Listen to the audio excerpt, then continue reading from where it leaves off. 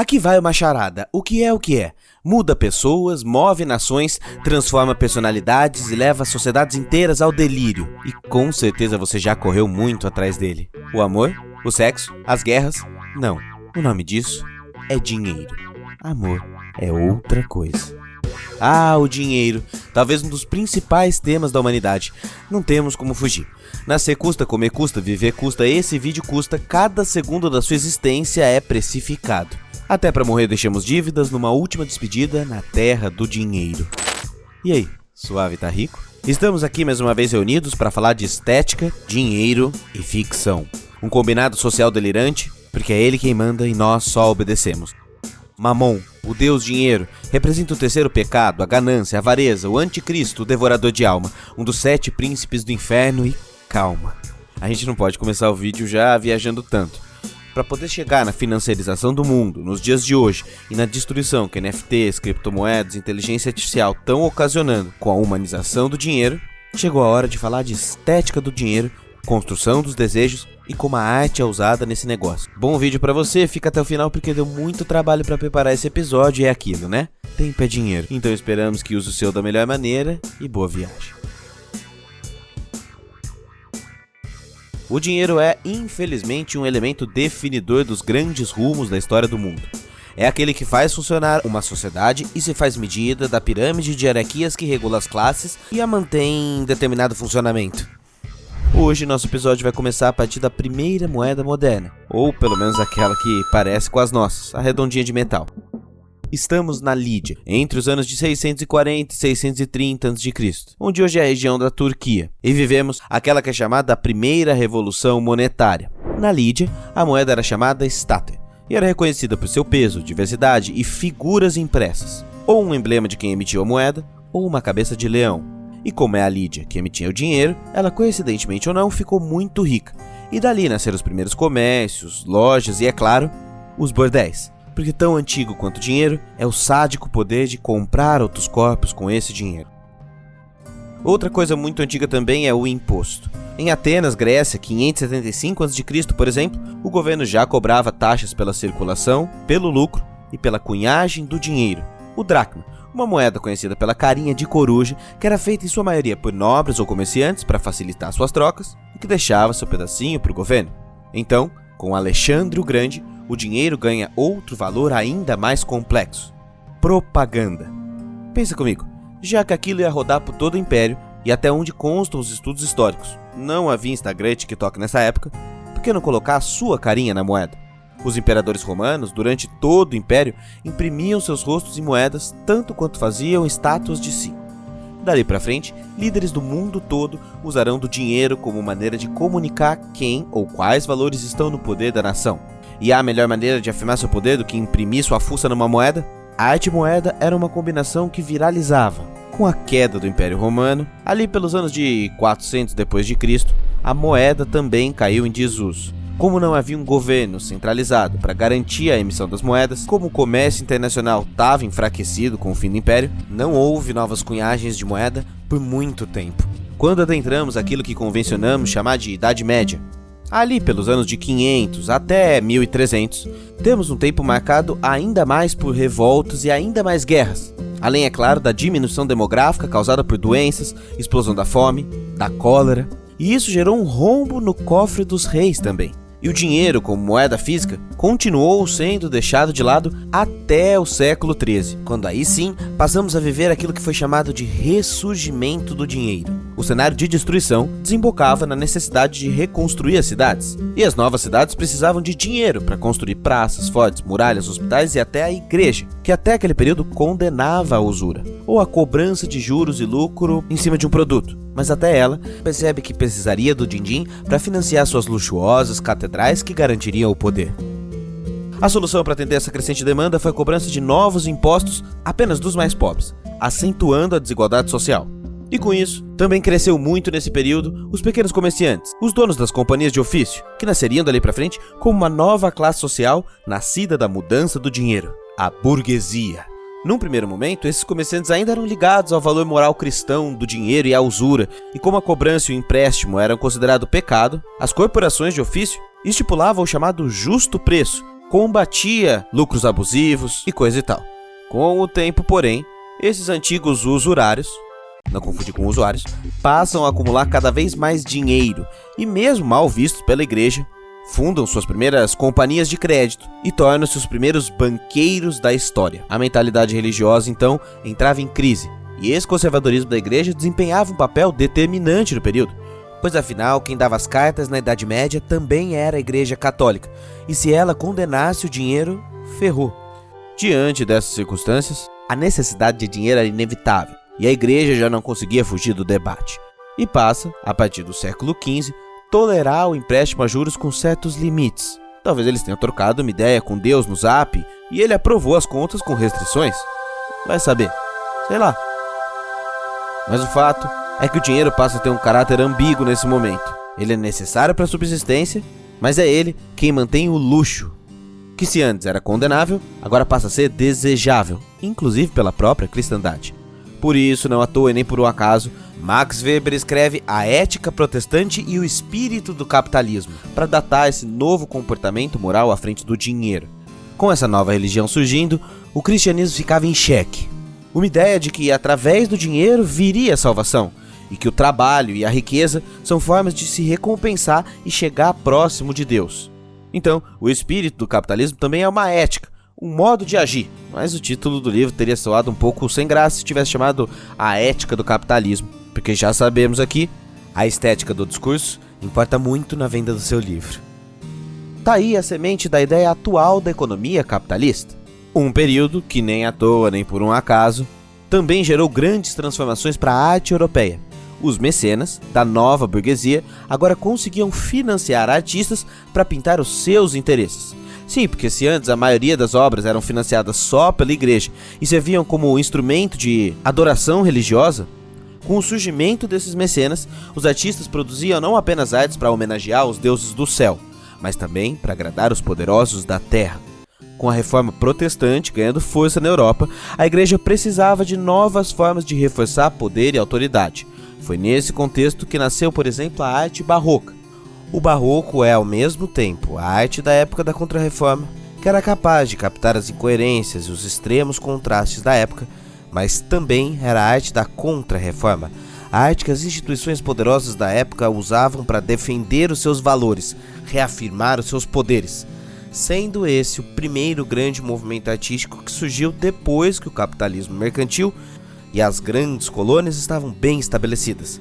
Ele tinha ao mesmo tempo uma quantidade de recursos enorme que possibilitava a criação de trabalhos extremamente sofisticados, mas também a contrapartida de agradar os financiadores na realização de suas obras. Então, ao mesmo tempo que artistas como Caravaggio e Gentileschi conseguiam criar algumas obras críticas que mostravam o lado sombrio da coisa, a maior parte das obras do Barroco e do Rococó vão servir como forma de ostentação, mostrar o poder da igreja. Olha o que eu posso fazer.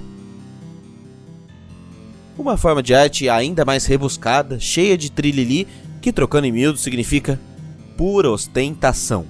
Cheia de detalhes de ouro e reforços de ícones religiosos, e olha para a estética do dinheiro entrando na arte sacra. Pois é claro, quem domina o dinheiro, domina a estética. Quem domina a estética, domina o sensível. E quem tem o sensível nas mãos, tem tudo. Essa arte barroca foi financiada pela igreja com ouro conseguido do trabalho escravo, da sonegação de imposto, e que ornava belamente as catedrais com ouro e madeira maciça, da religião cujo mestre diz no livro sagrado: é mais fácil um camelo entrar pelo buraco de uma agulha do que um rico entrar pelo reino dos céus. Risos.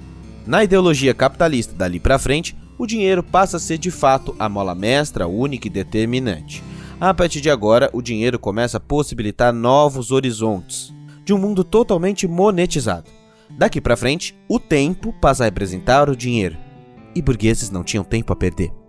As notas de dinheiro só apareceram na Europa e na China e daí para todo mundo lá pelos anos de 1600. Mas mesmo com o dinheiro papel, grandes nações adotaram até a década de 1970, ou seja, ontem, o padrão ouro. No padrão ouro, era obrigado que cada país mantivesse uma parte de seus ativos em forma de ouro, criando reservas financeiras. Era lastreado pelo ouro, como a gente fala. O dinheiro de um país fixado em um ativo material, que existe de fato. O modelo foi pensado por David Hume, filósofo e um dos pais do iluminismo, a escola que depois será forte e influente em Kant, que desenvolverá uma das bases modernas da filosofia da estética. Entende como esses campos de estudo estão bem mais interligados do que parece? Com o surgimento das fábricas, surge também a necessidade de controlar o tempo da produção das mercadorias, que no dia a dia queria dizer o controle social do tempo, regular o trabalho dos operários nas fábricas. Foi assim que surgiu o tempo do relógio. O relógio marcava o tempo, controlava o trabalhador e esbanjava a arte. Era a arte da relojoaria.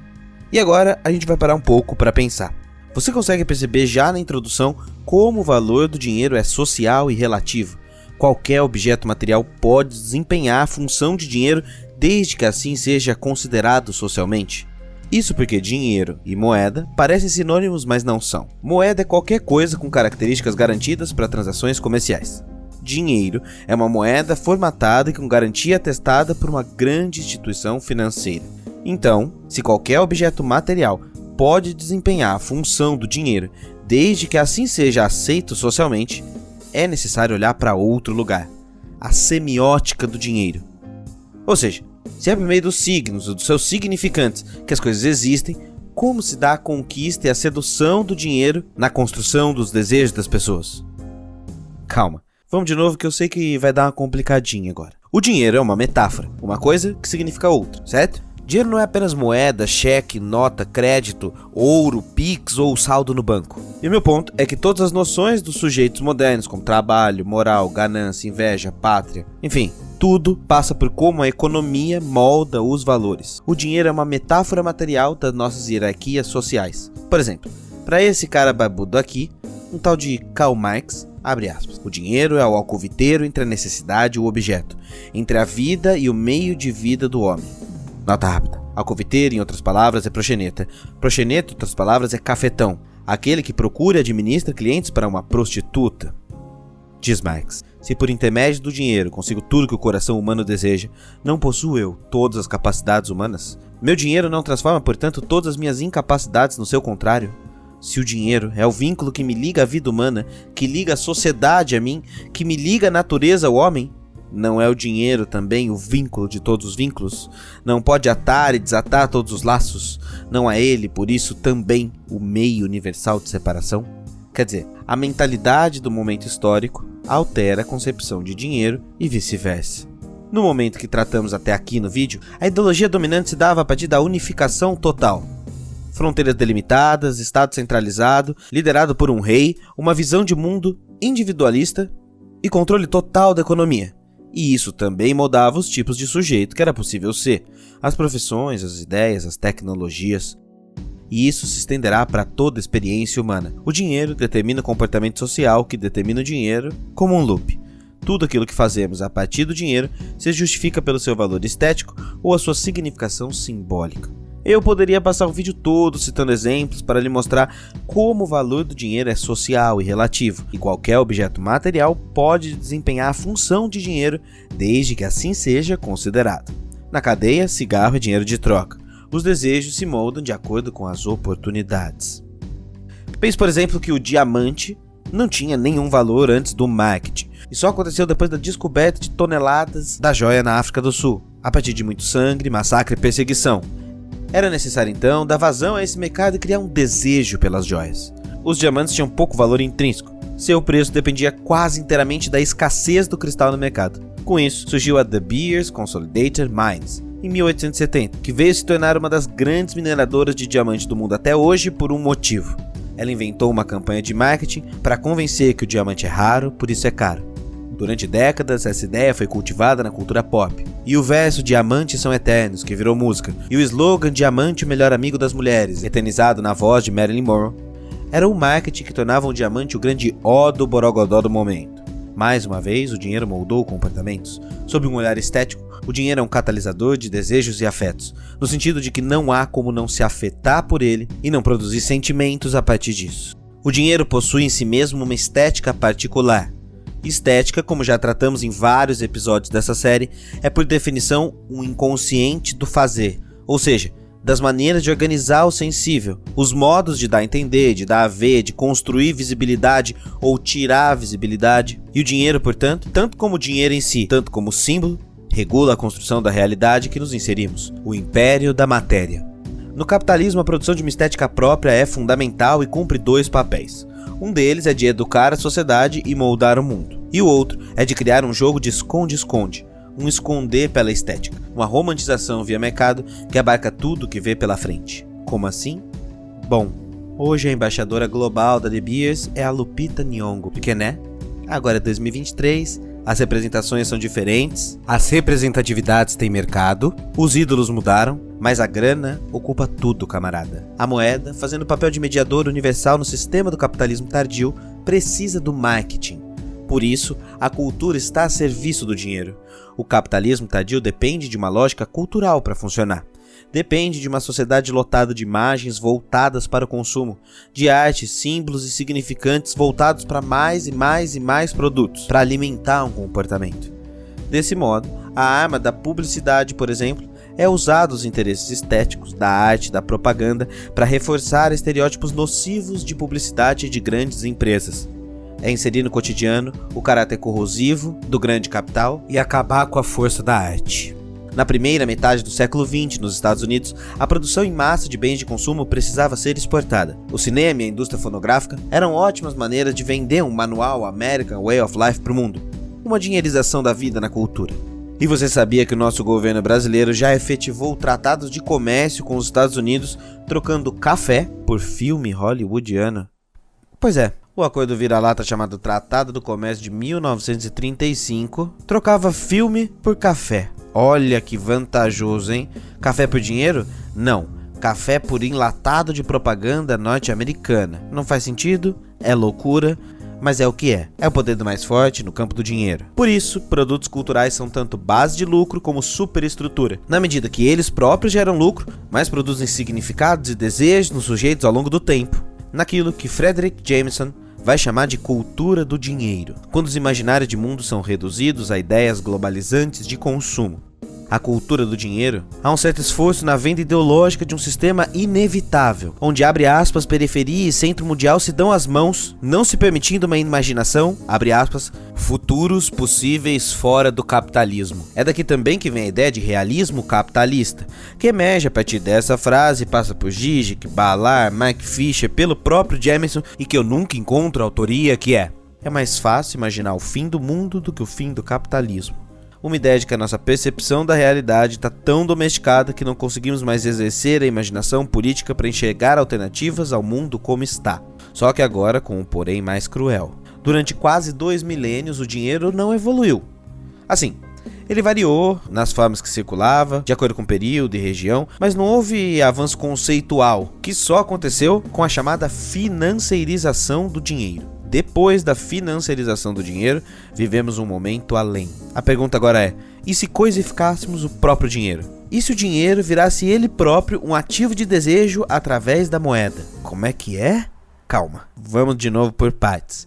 Estamos nos anos 70 do século passado, uma década que você sabe que teve muitas transformações políticas, econômicas e sociais, e muita coisa ruim, e entre elas, o aumento do papel dos mercados financeiros e a liberalização financeira, gerando um domínio total do setor financeiro em relação aos demais setores da economia.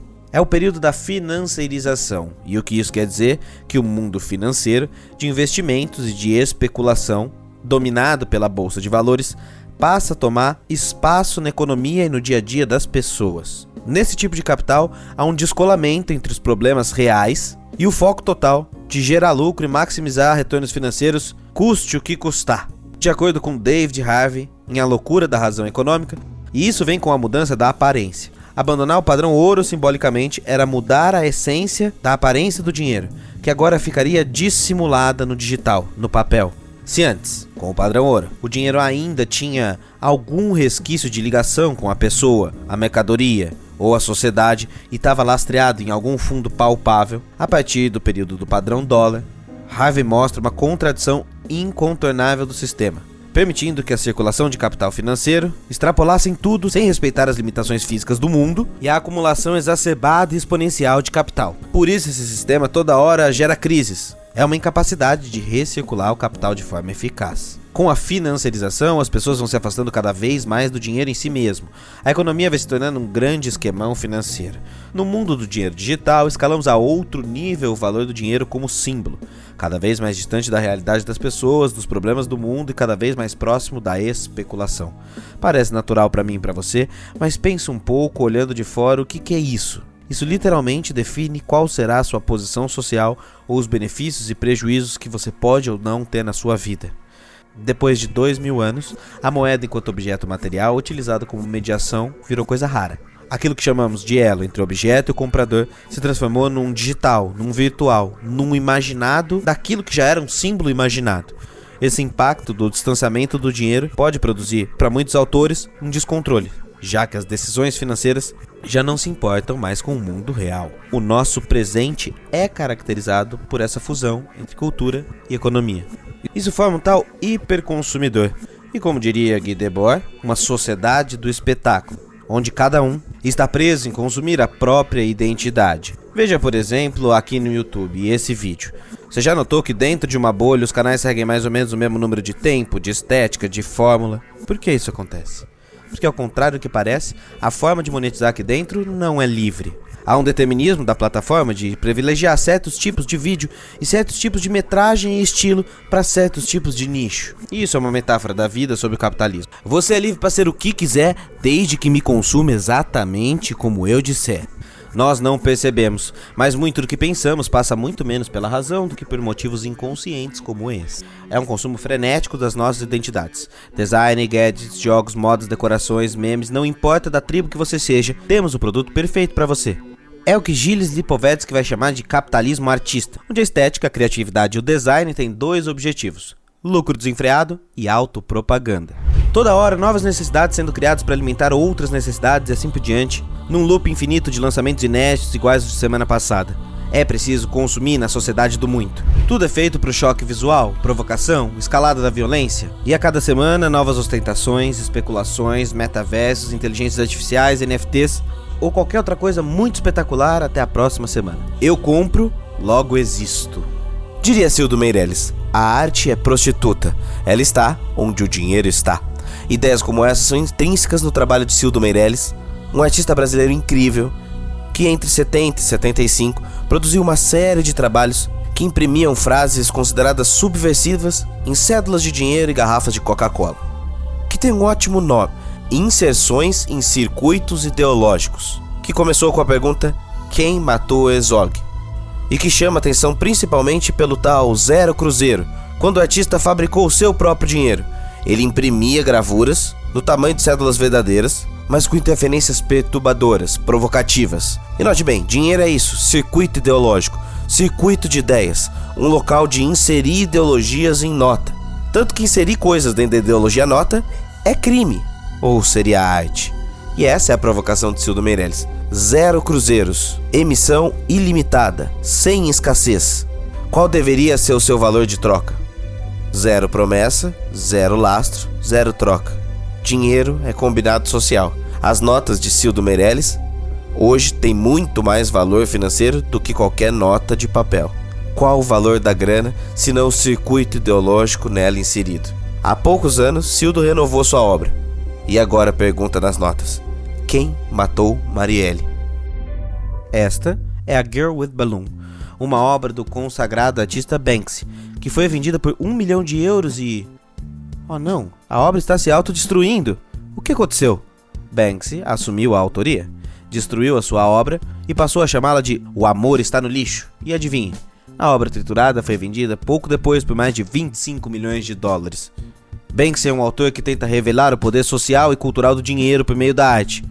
Mas veja só, sua própria arte tornou-se parte do círculo econômico do dinheiro. Existe uma cota dentro do sistema para ser antissistema. Lixo vira luxo. Marcas de alta costuras vendem roupa estragada por milhares de dólares. É quase um deboche. Estética do consumo tem o poder de se apropriar de tudo. Até a estética comunista pode virar produto se não for apropriada para seu uso político. Pode virar identidade. Identidade se reduziu a consumo. E o consumo é uma espada que corta ao meio todo e qualquer sonho de ideologia. O capital é uma forma política e econômica contraditória. E eu acho que já deu para entender um pouco o poder da estética do dinheiro sobre nós, não? E se eu disser agora, vamos mais? Vamos deixar mais complexo. E se nós humanizássemos o dinheiro em si mesmo? Transformar o próprio dinheiro em arte é o que o mundo das NFTs e das criptomoedas como nova velha ilusão. Ao invés do dinheiro ser meio para adquirir algo, o dinheiro é ele mesmo o próprio objetivo. Ter um ativo único, como a mentirada da NFT, ou possuir uma moeda arte toda diferente, cumpre as regras de caráter estético que vimos ao longo da história. E por isso, acaba produzindo, inclusive, sua própria comunidade. Defensores ferrenhos que se identificam com aquilo. E pra que criar um produto se a própria moeda é o ativo de conquista? E note que não estamos aqui falando da parte de tecnologia ou de economia dessas moedas. Estamos aqui falando da camada estética e de arte. Esse macaco, por exemplo, pode valer 16 milhões, 1,2 milhão, como um macaco comprado pelo adulto Neymar, ou absolutamente nada.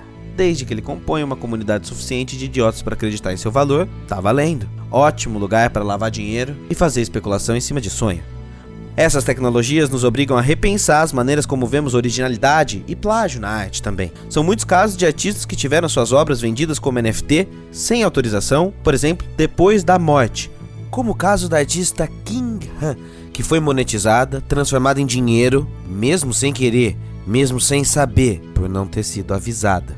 Já o artista de ilustrações Greg Rutowski é conhecido como o artista mais plagiado do mundo por plataformas de IA, e se você jogar o nome dele no Google, a gente verá mais artes produzidas por IA copiando seu estilo do que obras dele mesmo. E estão ganhando dinheiro em cima disso. Esse dinheiro digital afasta a existência de um artista por trás da obra. Esse distanciamento é tudo nessas culturas de dinheiro. Quanto mais longe da economia real isso estiver, melhor. A maracutaia parece menos criminosa. Até por isso que as grandes marcas também têm utilizado da arte para se transformar e se humanizar. Quer a melhor maneira de afastar o dinheiro do seu significante? Bem-vindo ao mundo mágico das empresas humanizadas de internet. Toda grande empresa que se preze já tem seus avatares 3D para fazer piadinha diária e postar memes no Twitter como se fossem pessoas de verdade. A humanização das marcas não é novidade. Somada à inteligência artificial, eleva esses avatares para um outro patamar. Ele explora trabalhador, tá quase falindo, tem altos processos trabalhistas e faz extração de madeira ilegal por aí? Ah, mas o bonequinho dele é tão fofo. Vivemos um aprofundamento de tudo que foi no último século e de tudo que será daqui pra frente se continuarmos nessa estrada. Delírio. Parece que a estética do dinheiro é feita para premiar os piores. Você tá sentindo que existe um quê de loucura na base desse sistema? A razão econômica, apesar de ser cheia de gráficos, números e explicações, é loucura mesmo. Assim, sem tirar nem pôr. Por isso que em A Loucura da Razão Econômica, de David Harvey, fica claro essa contradição do capitalismo. A insanidade está na base de um sistema econômico feito para o caos, pelo caos e completamente caótico, que a economia de mercado tenderia ao equilíbrio benéfico. Harvey questiona em seu livro a racionalidade do funcionamento dessa economia, na qual habitações são construídas para gerar lucro e não pessoas viverem, linhas de crédito são autorizadas para atingir resultado dos bancos e não para matar a fome ou financiar as pessoas de verdade, e a crença no capital, que se vende como equilibrado e razoável, é delírio puro. É caos financiado com propaganda, sentimento de pertencimento, desejo, consumo. Há uma gritante desconexão do mundo do dinheiro com as demandas sociais básicas. Não falta tecnologia de luxo, mas ao acirramento das contradições, das crises, em outras palavras, não há solução possível dentro do império do dinheiro, porque sua estética é proposta para a crise.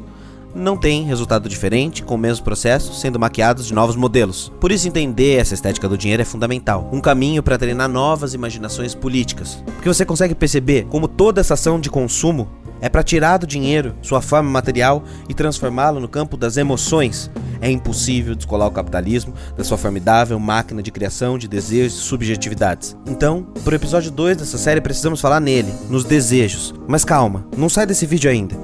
Enquanto esse episódio não sai, você pode acompanhar toda a nossa jornada na nossa comunidade de estudos.